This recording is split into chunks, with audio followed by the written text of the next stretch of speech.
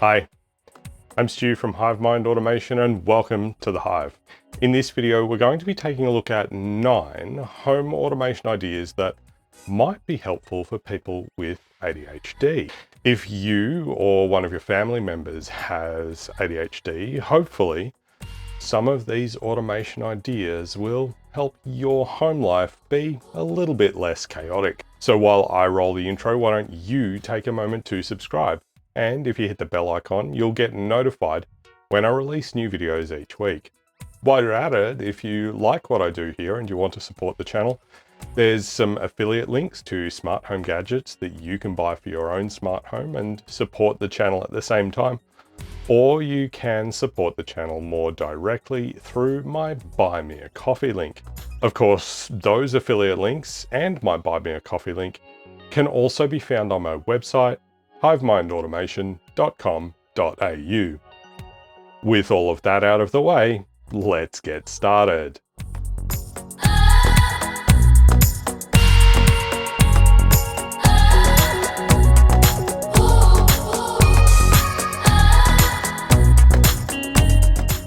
Something that I wouldn't really expect too many of you to know about me is that a few months ago, at the tender young age of 41, I was diagnosed with ADHD, Attention Deficit Hyperactivity Disorder.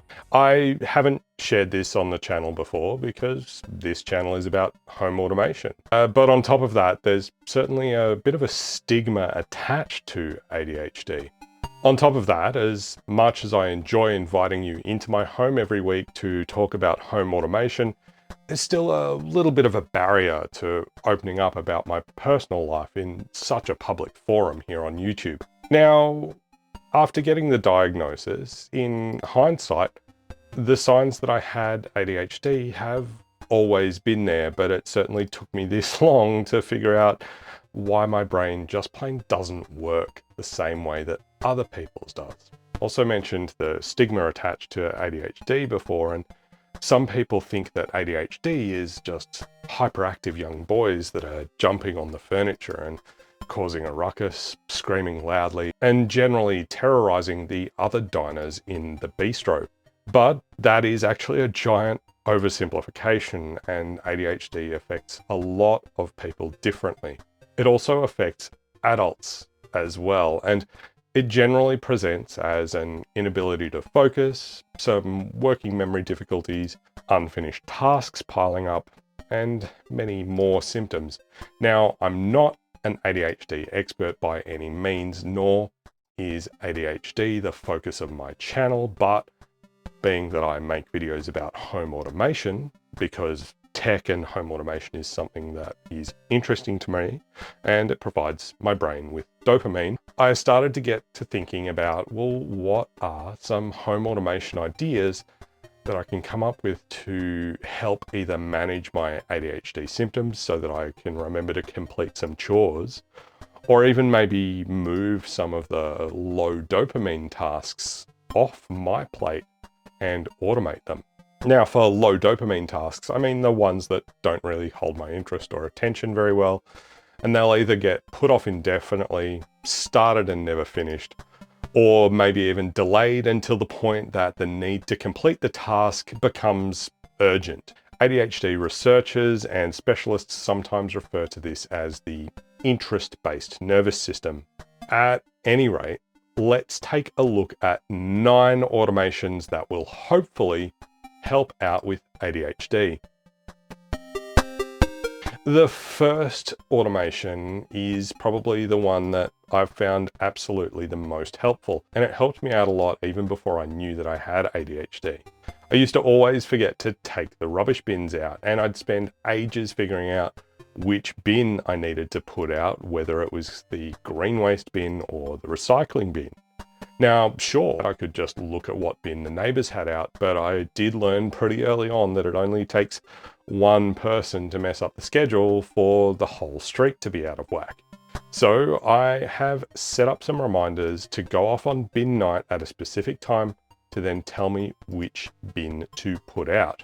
Now, I have demonstrated this in a previous video, but the custom component that I was using to do that is no longer available. So I've developed a new way of doing the bin reminders. So over here on my demo instance of Home Assistant, I'm going to open up the settings menu down the bottom left here, and I'm going to go to devices and services, and I'm going to click on add integration in the bottom right, and I'm going to search for local calendar, and I'm going to click on local calendar. I'm going to create a new local calendar called rubbish bins, and then I'm going to click on submit. So I've created the configuration for rubbish bins, and I'm going to tap on finish. Now that we've created the local calendar, we can drill in here and we see we've got the one entity, which is rubbish bins, and we've got all the normal things there. But what I'm going to do is click on the calendar over in the left-hand drawer of my Home Assistant interface here. And we've got a pretty standard calendar. We've got our monthly view, we've got a weekly view, we've got a today view, and we've got just an event view. What I'm going to do is I'm going to go back to this monthly view, and this Wednesday just gone was our bin night, and I happen to remember that on Wednesday night we put out the recycling. So I'm going to double click on Wednesday, and I'm going to click add an event, and I'm going to put in recycling, and for the description we'll just say put out the recycling bin. You don't have to put a description here, but you can if you want. It's in our rubbish bins calendar. Now I want to set this to go off at a specific time. I'm going to make this 7:30 p.m. And it's got the end time, and it's automatically adjusted it to prevent a negative duration. I'm just going to change this to 9:30 p.m. I'll click on add event. And so now we have 7:30 to 9:30 p.m. on Wednesday was recycling. What I am going to do is drill back in here and go edit event, and I'm going to go to repeat. And in this drop down menu, I'm going to select weekly, and I'm going to change this to 2 weeks so that our repeat interval is 2 weeks on a Wednesday and never end. And I'll save that event again. And if I go back to our monthly view, we've got 7:30 p.m. recycling, and if I click on next month, you'll see that we've got that repeating event going through our calendar. So we've done that. Now what I want to do for the upcoming Wednesday on August the 2nd, I'm going to double click that, add another event, and I'm going to put in green waste, and description, put out the green waste bin. Okay, so our calendar is rubbish bins again. I'm going to make sure that our date and time is correct. So we're going 7:30 p.m.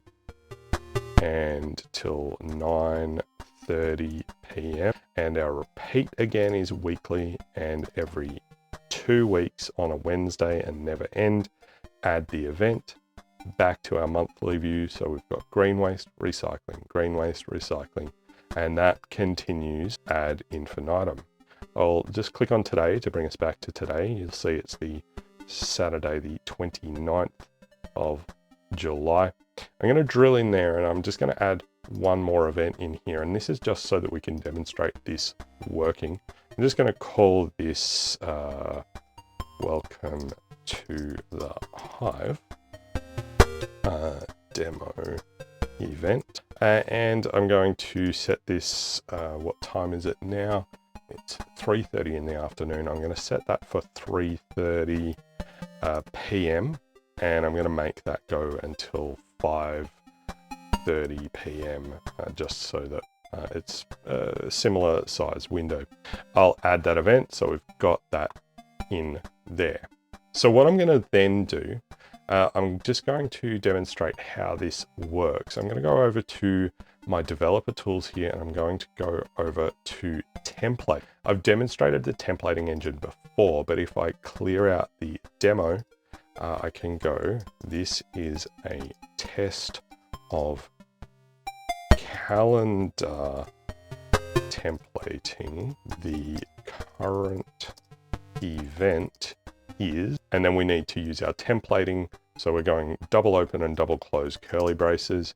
and I'm going to type in state underscore attr. So we're looking for a state attribute, and then open and close brackets or parentheses for my American viewers. So double single quotes, then a comma, and then double single quotes again.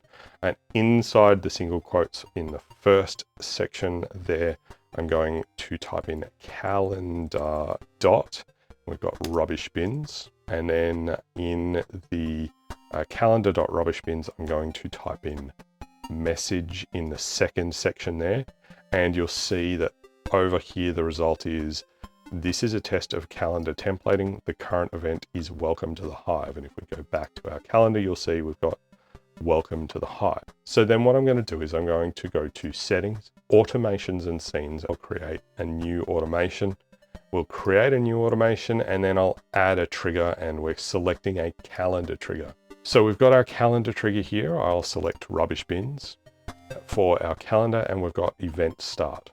Now we've got an optional offset here. So if I wanted to, I could put in here 15 minutes before or after the event starts is when it will trigger. I'm going to leave this at 0, so there's no offset. But what I am going to do is add a second calendar trigger at the event end for the rubbish bins calendar trigger type.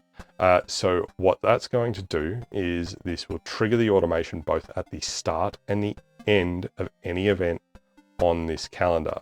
I will just collapse those so it's a little bit easier there. I'm also going to add a condition of state, and I'm going to choose an entity. Entity is Stuart and the state is home. So these automations will only then pass through to the action if the Stuart entity is at home. For the actions, I'm going to call a service. Now, there's a couple of different things that we can do here. The first one I'm going to do is notify.mobile, and we'll go mobile app Stuart's iPhone, and I'm going to put in the title, it's been night, and in the message, this is where we're going to use our templating that we tested out before. So I'm going to start by typing in 2 open curly braces, and straight away we get bumped out into the YAML editor there because the templating is not supported in the visual editor. I'll close those 2 curly braces, and I'm just going to start by typing in state underscore attr, open and close brackets or parentheses, and then we'll get our formatting more or less ready here. So inside state attribute, I want calendar.rubbishbins, and I want the message as the data there. Add a little bit more to the message here. So I'm going to say it's been night, you need to put out the, and this is going to be either recycling or green waste when that completes. And then I'm going to put bin after the template change there. So I'll tap save on that, and I'll just tap save on there. Now I've got my iPhone up here, and I'm just going to click on the 3-dot stack and run. Now it's created the notification, it's bin night, you need to put out the welcome to the hive bin. And that is because our calendar has welcome to the hive as the message in this event. So if I were to change this event from welcome to the hive to we'll just call it rubbish, and we'll save that event now. And I'll go back to settings and back to automations and scenes. We'll find our notification bin night, and the cat has come to join in. So now that we've changed that calendar message, we'll go to the 3-dot stack and we'll tap run, and it's been night, you need to put out the rubbish bin. So anything that is in the message text of the calendar event is going to then be added into the notification. So now that we're getting the message through and we know what bin we need to put through, what I'm going to do is I want to add a little bit more information in here. And this is just to make the notification a little bit easier to pick up. I'm going to paste in this code here, which is just data, push, sound, critical 1 and volume 1. And the cat has just stepped on the keyboard, so ruined my formatting there. So I've added in data and then push and then sound, critical 1 and volume 1. Now what should happen is if I click on save and then I run this automation, so we just got a critical alert and it pushed the notification. So even though my phone here is on silent, it played a sound. So that's pushing the notification to the phone. The other thing that we can do here is call a different service, and I'll go notify.media and echo show 8. So we've got notify the media, echo show 8. We'll go with a title, which is it's bin night. And in the data, I'm going to put in here type. So we've got type is announce, and then we're going to do our double open curly braces and then double close curly braces, and the same thing in here.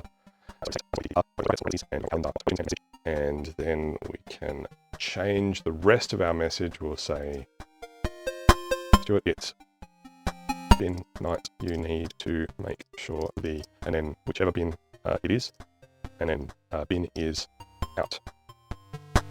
Stuart, it's bin night. You need to make sure and then our template, and then bin is out. I'll save that. And what I'll do now is I will click on the 3-dot stack and we'll run that automation. We've got our critical notification. Stuart, it's bin night. You need to make sure the rubbish bin is out. And we just got our Amazon notification that said it's bin night and that I need to make sure that the rubbish bin is out. And again, it's picking up which bin based on the message in that calendar event. Now, in a future episode, I will be exploring using actionable notifications so that the notifications will then nag you until you mark the bin as being out. But for now, we get 2 notifications, both when the calendar event starts and when the calendar event begins. But for those actionable notifications, make sure you're subscribed, and if you hit the bell icon, you'll get the notification when that video comes out so that you don't miss it. Now, another automation that has been especially helpful, especially nowadays with the cost of energy out of control, has been to automate the shutdown of either the heater or the air conditioner when we go to bed. Now, as much as the cat here loves it when I forget to turn off the heater in the lounge room overnight, the electricity bill certainly takes a beating for it. And she's already wearing a fur coat. So by setting up a good night scene that we can also call from our digital assistant, we're saving energy, money, and reducing our carbon footprint. It's not just the climate controls either. We can then turn off all of the lights, set the alarm, and if we had smart blinds or curtains, we could close them all as part of our good night scene. I am going to maybe go through this a little bit deeper and make my good night scene a little bit smarter in a future video. But for now, let's take a look at how my good night scene is set up. It is really basic, but it does give you a bit of an idea of how something like this works. So over here on my iPad, I'm in my Apple Home app, and you'll see right here on the front page, we've got our scenes and we've got our good night scene. I'm just going to secondary click or right click on here. I'm using a trackpad with my iPad here, and I'll click on edit scene, and we've got a cheeky cat behind us who wants attention.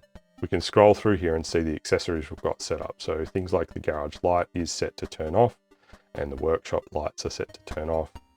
Master bedroom ceiling light turns off, starlight projector bedroom strip turns off, and there's also this sleeping switch that turns on. In the ensuite, the LifeX Clean light bulb turns off. Our alarm here arms in the home mode. We turn off our fluxer. We turn off the office light, the spare room light, the water closet light and fan both turn off, and the hallway lights all turn off. What is missing in here? Air conditioner and the heater. So if we go to add or remove accessories here, and we can scroll through here and we'll see all of the accessories that we have available to us. So if we scroll through here, I'm here at my lounge room. So what I want to do is click on thermostat there, and I'll tap on done. Now, at the moment, the thermostat is set to heating to 20 degrees. And by default, when you add something into an Apple Home scene, it will just default to whatever you've currently set. But if I click on that, we can then change the settings. So we can change what we want the temperature to be set to. We can change the mode, which is what we're going to do here. And I'm going to set that to off. So now we have in here, in our good night scene, we've got our thermostat is turned to off and all of the other things there as well. And we can add or remove other accessories from here to make sure that we've got everything that we need in this scene. And then all we need to say when we're ready to go to sleep is, hey, good night. And this scene will then trigger. Mission number 3 is one that helped out a lot, and it's arming and disarming the alarm system based on location.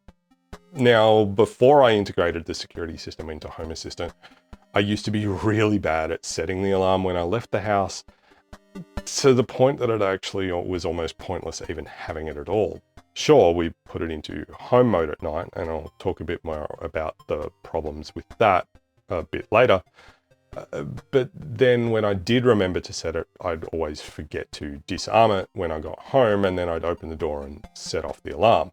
By using presence detection, it's easy to both arm the alarm when nobody's at home, and also to then disarm it when somebody arrives home without setting it off.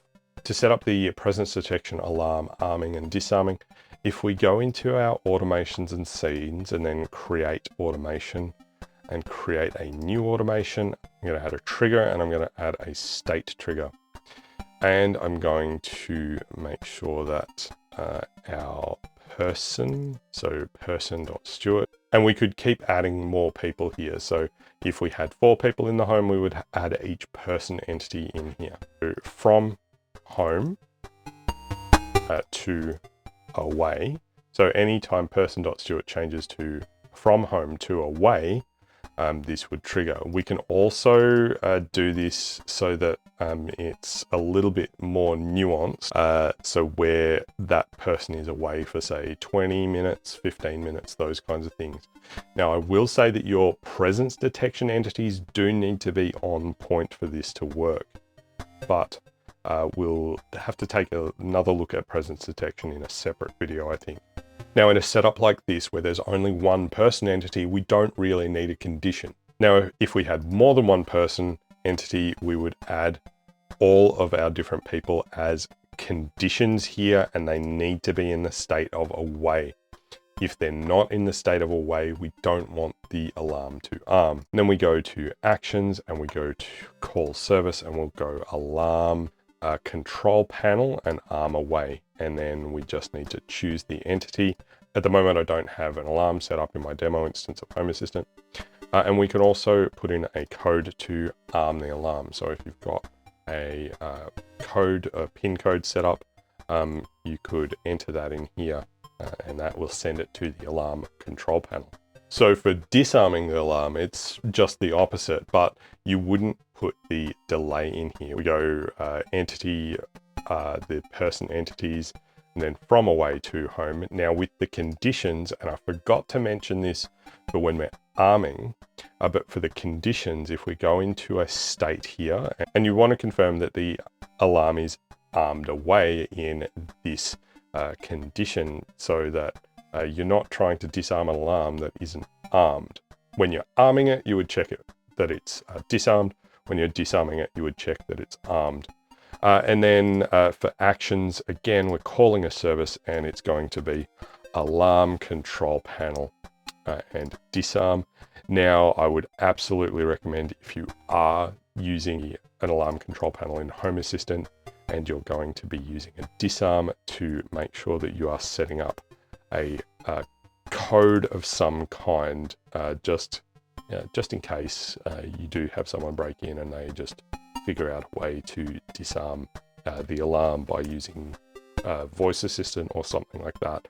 I generally don't expose alarms to voice assistants except for Apple Home. I might do a separate video about home alarm systems with Home Assistant again. I'll talk a bit more about passing a security code through to your voice assistants if you wanted to go down that path. So that's the basics of setting up presence detection to both arm and disarm the alarm. Now, for automation number 4, and this is a second problem with home alarm system, is the problem of home or night mode. Now, I've lost count of the number of times that I've triggered the alarm accidentally by opening either the front door or the internal garage door before checking to see if the alarm has been disarmed.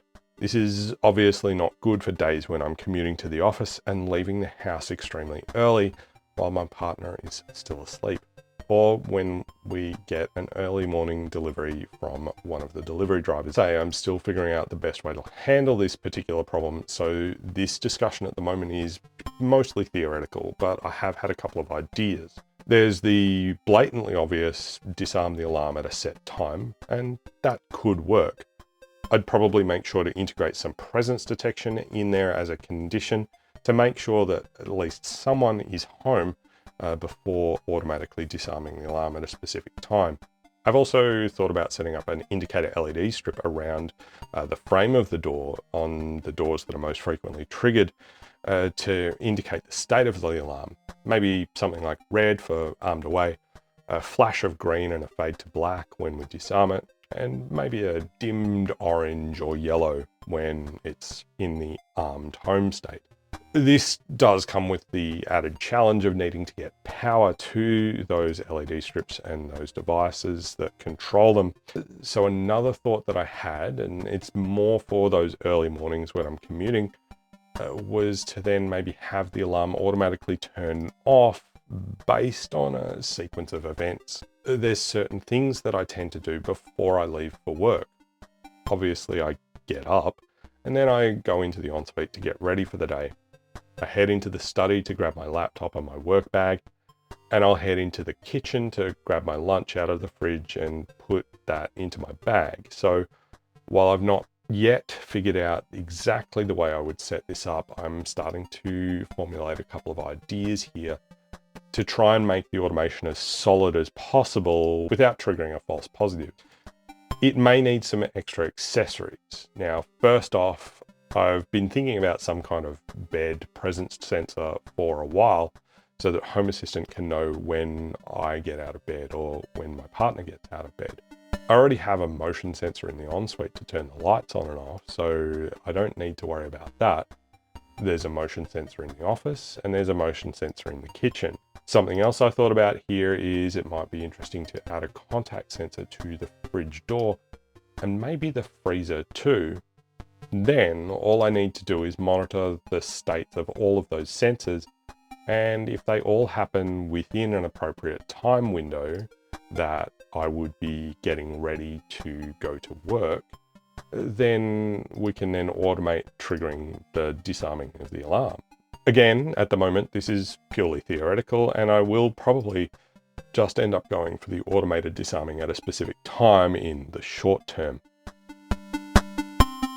For automation number 5, this is actually pretty helpful, is door reminders, and specifically garage door reminders. I've found that it is really easy to leave any door wide open, and that becomes problematic, especially because we have a cat and she is an indoor only cat. But I do find more frequently that I can quite easily leave the garage door open. That's especially when I get home with bags of groceries or my work bag, etc. I'll then go inside, start putting away the shopping or my work stuff, and completely forget to go back and close the garage door. And another thing that certainly gave me a whole bunch of anxiety was trying to remember if I'd managed to close the garage door when I left the house or not. And then having the horrible feeling at lunchtime when I'm in the office that I'd left the garage door open all morning. So there's a couple of different parts to a smart home solution for this kind of problem. The first and possibly most importantly is that you need a way to detect the state of the door. The cheapest and easiest place to start here is with a contact sensor. There's specialized industrial contact sensors that you can get for garage doors, but I just use an Aqara Zigbee contact sensor that's linked back to my Xiaomi hub, and that was one of the very first contact sensors that I installed in the house.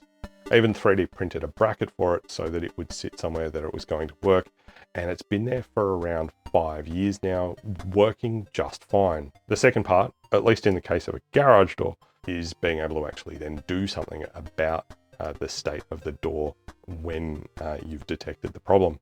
Now, in my case, I got the GarageIt Smart Garage Door Opener, and it was one of my earliest videos, and I'll link that up in the corner there. Just hooks into the switch contacts on the existing garage door opener and then connects to Wi-Fi, allowing me to open or close my garage door from anywhere in the world. The GarageIt also makes use of a laser pointed at a retro-reflector target to tell the GarageIt if the door is open or closed. So I've got a little bit of backup there for the contact switch that's on the garage door. So let's take a look at setting up an automation that just alerts us if any door is left open for a period of time. Now, I don't have my GarageIt set up in Home Assistant here on my demo. That's on my production instance, but this will work for any door. If I drill into automations and click Create Automation, create a new automation, and a trigger is going to be a state, and I'm going to go for binary _ sensor. I'm going to grab the Eve door and window sensor there, the contact sensor that we've reviewed fairly recently. And so we've got our Eve door, and I want to just look at this as open. So when the Eve door changes to open, and then this is actually the fairly important part about getting an alert after a specific period of time. You want to put in the period of time. So if I change that to 15 in the minutes section there, we've now got when Eve door changes to open for 15 minutes. And we can also add a condition in here if we wanted to. And then we can add an action. So I will call service, and again, we're going to use notify, and we're going .mobile app, and we're going Stuart's iPhone, and I'm going to put in the title, the garage door is wide open. I'll go, the garage door has been open for 15 minutes. And what I'm then going to do is I'll add push. I'm going to go sound, and then next level down, I'm going to go a critical and 1, volume and 1. So I want to make this a critical notification. My phone's always on silent, so I really want to know when this kind of thing happens.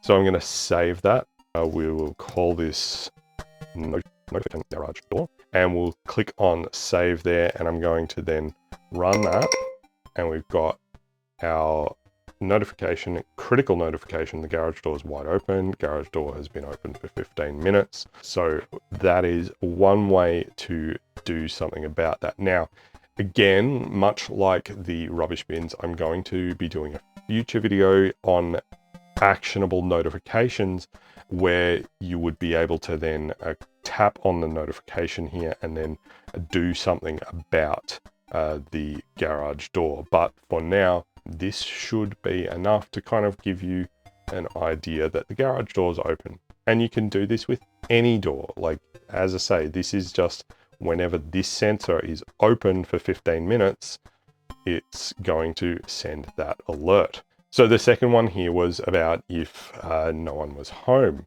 So what we can do here is I'll go back to settings. I'll go to automations and scenes. We'll create a new automation, and I'm going to go with a trigger. And again, I'm just going to look at the state of the door sensor. So we'll grab that Eve door sensor again, and we'll put that in open, and we will just add a condition and state and person.Stuart.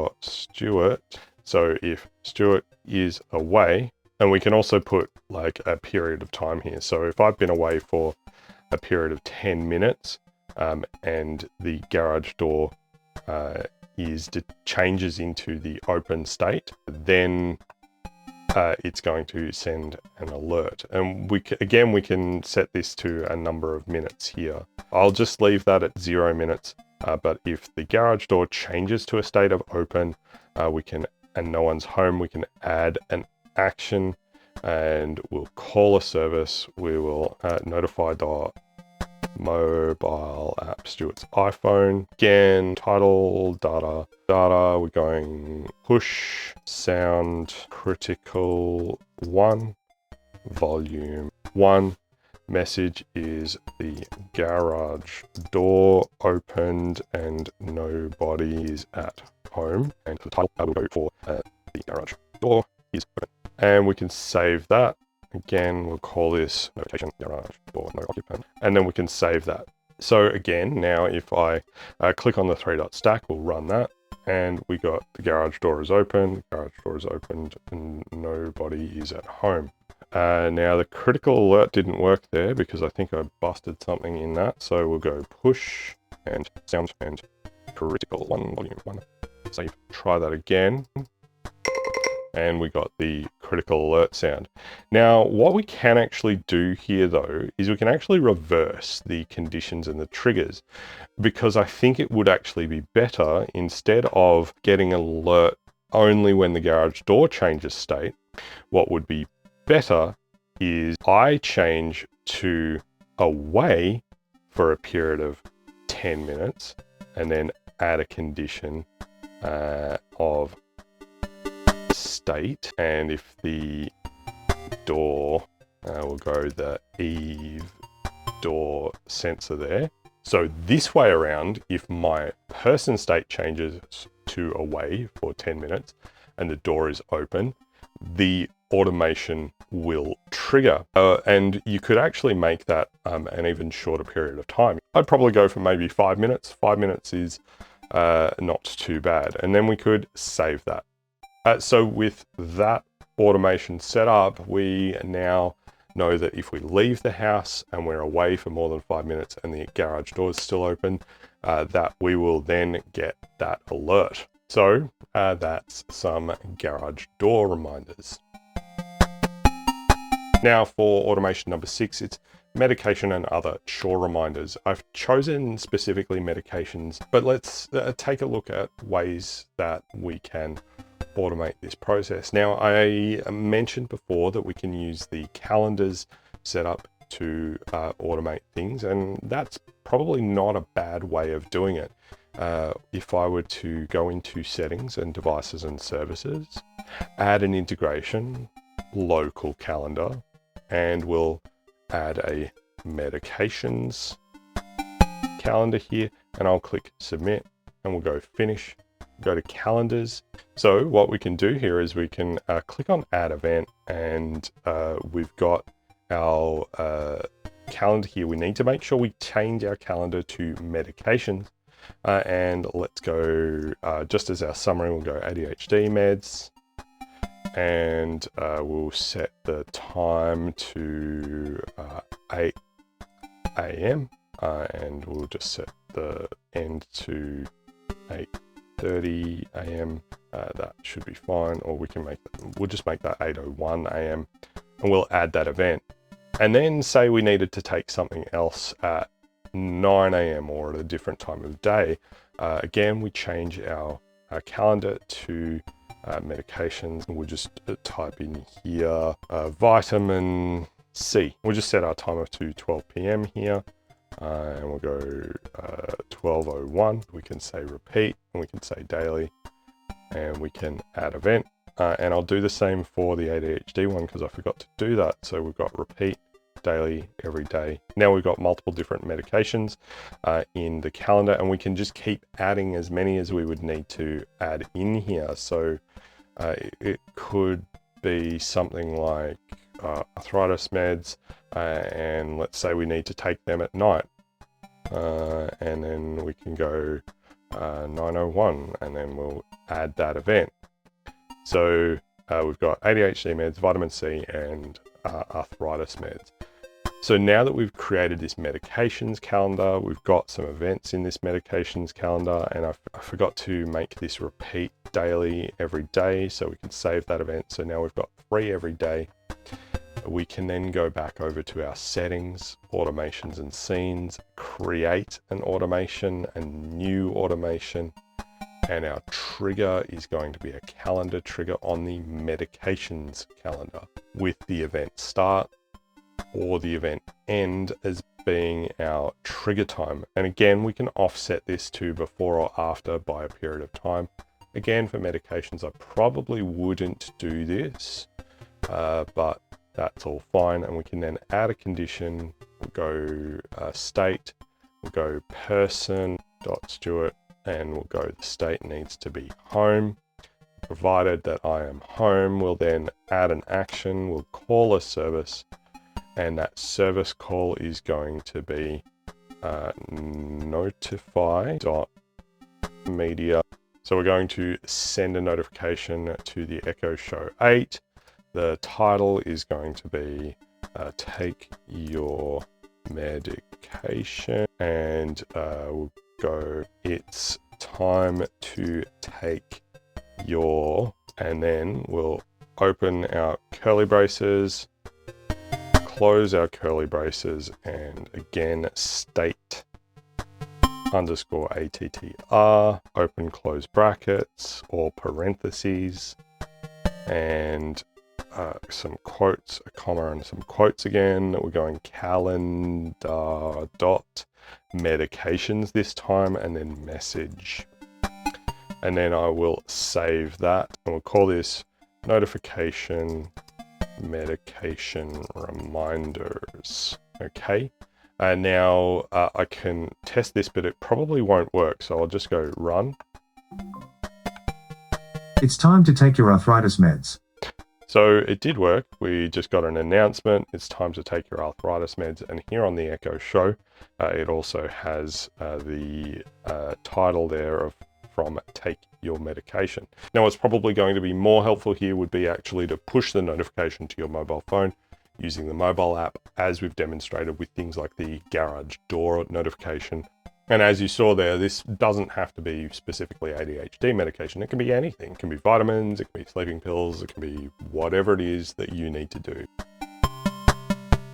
For automation number 7, let's talk about motion activated lighting. Now, motion activated lighting was one of the very first things that I set up when I first started in home automation.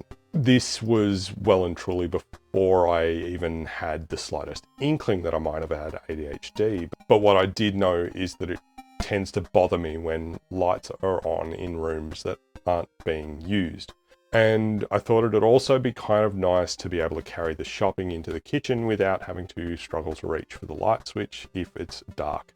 Now, I also saw an opportunity to get better value out of the motion sensors that I bought to use with my home security system by then giving them double duty. And motion activated lights are super simple in Home Assistant. You can go to automations and scenes, create an automation. And right here, you've got a blueprint that's already in Home Assistant called motion activated lighting. And you can click on that and you select your motion sensor. So for example, I can select garage motion here, and we can then choose our light, and I'll go the garage light makes the most sense there, right? And we can then have a wait time. So time to leave the light on after the last motion is detected. By default, it's set to 2 minutes. You could set this to 10 minutes if you wanted to. You could set it to 5 minutes.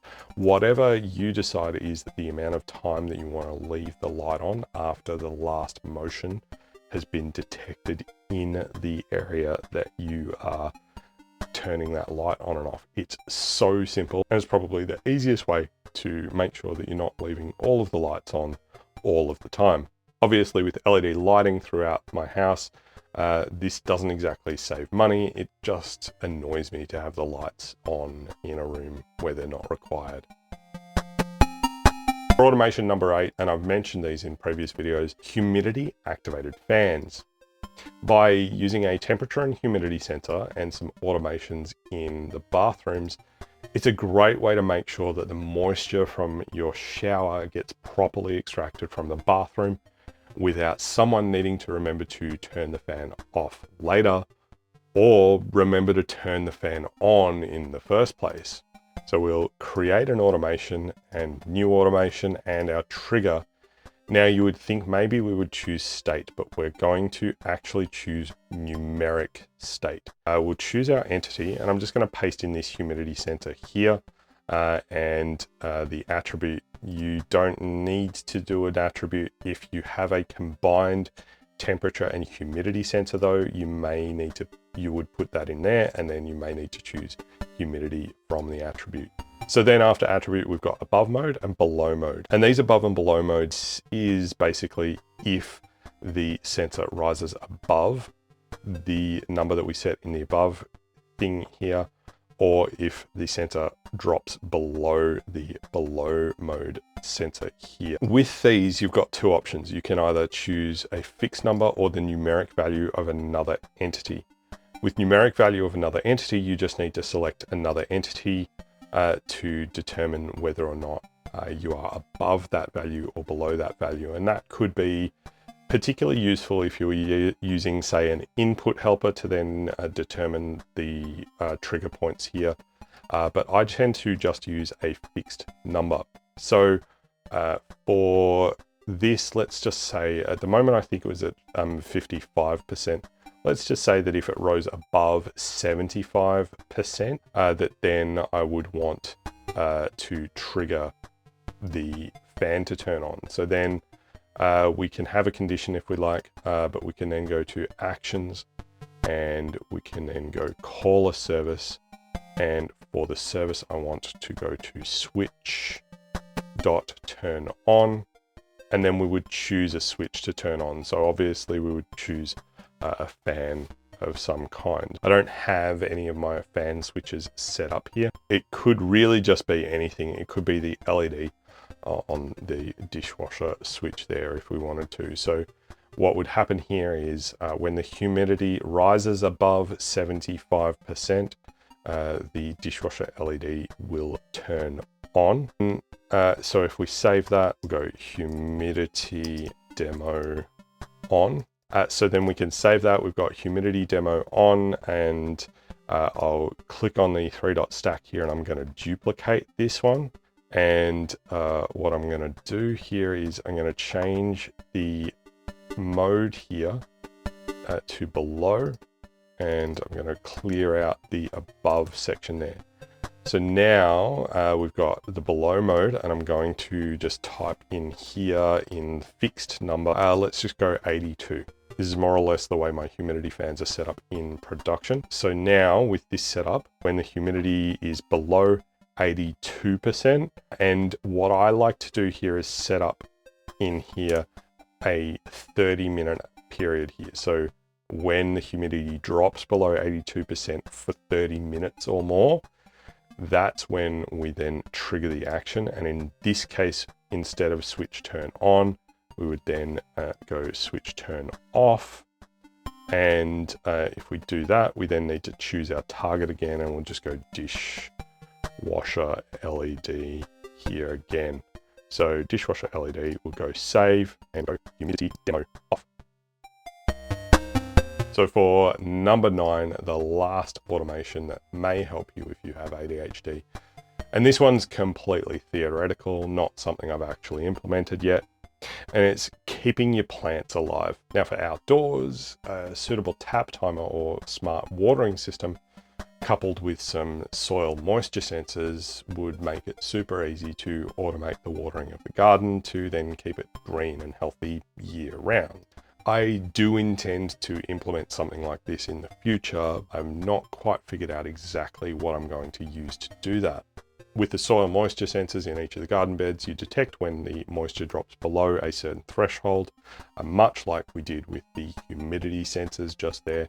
And if it drops below the threshold, turn the tap on, and then we set it to water for a certain period of time. For indoor plants, you would again need some soil moisture sensors, and you'd need to install those in each of your pot plants and give each one a name. And much like we did with the garage door notifications, you just simply set a notification from Home Assistant to remind you to water the plants when the moisture in the soil for those plants drops below your preset threshold. Hopefully then that would mean no more dead houseplants. So that's 9 home automations for ADHD. If you or someone in your family has ADHD, hopefully one or more of these can be helpful for your home life to be even slightly less chaotic. And they're hopefully even helpful if you don't have ADHD. I'd love to hear your thoughts on what works for you and what doesn't work for you, and your ideas for home automations to help with either ADHD or any other condition that you can think of that home automation could help. That's all we have for this video, and I do hope that it helped you in your smart home and home automation journey. Be sure to drop a comment down below with home automation ideas that you'd like to see me cover in a future video. And don't forget to follow HiveMind Automation on Twitter, Instagram, and Facebook. If you like this video, hit the thumbs up button down below to give it a like, and that helps the YouTube algorithm to recommend it to more viewers like yourself. If you're not already subscribed, please take a moment to consider subscribing now. And while you're at it, if you hit the bell icon, you'll get a notification when I release new videos each week. Lastly, if you enjoy what I do here and you want to support the channel, there's a Buy Me a Coffee link in the video description down below. Any contributions you make through Buy Me a Coffee get put towards making more and hopefully better content for you to enjoy. Don't forget to check out my website, hivemindautomation.com.au. Thanks so much for watching. I'm Stu from HiveMind Automation, and I'm looking forward to seeing you next time. Bye for now.